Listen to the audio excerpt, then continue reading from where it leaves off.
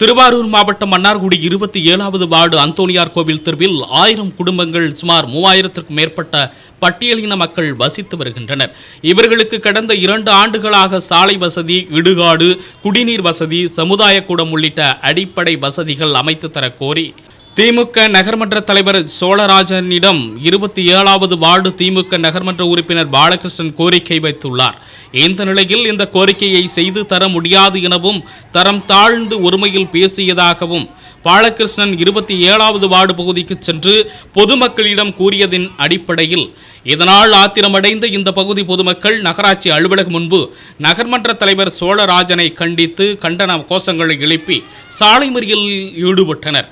அப்போது நகராட்சி நிர்வாகம் 2 ஆண்டுகளாக பட்டியலின மக்களுக்கு அடிப்படை வசதி செய்து தரவில்லை என நகராட்சி நிர்வாகத்தை கண்டித்து ஆர்ப்பாட்டத்தில் ஈடுபட்ட பொதுமக்களை திமுக நகர துணை செயலாளர் வெங்கடேசன் சும்மாவா ஓட்டு போட்டீங்க, காசு வாங்கிக்கிட்டு தானே ஓட்டு போட்டீங்க என கூறியதால் இரு தரப்பினருக்கும் இடையே வாக்குவாதம் ஏற்பட்டது.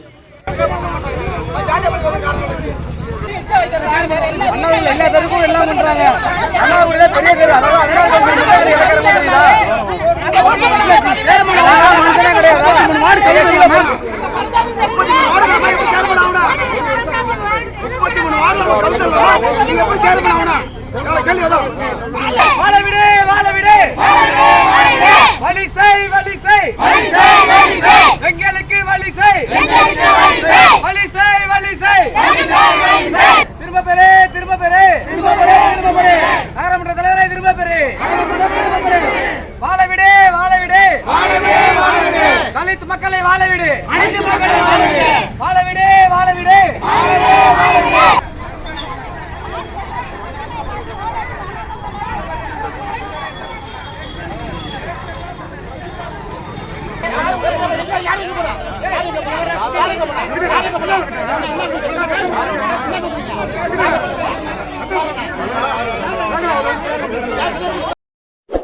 செய்திகளை உடனுக்குடன் தெரிந்து கொள்ள உங்கள் அரசு நியூஸ் சேனலை பாருங்க.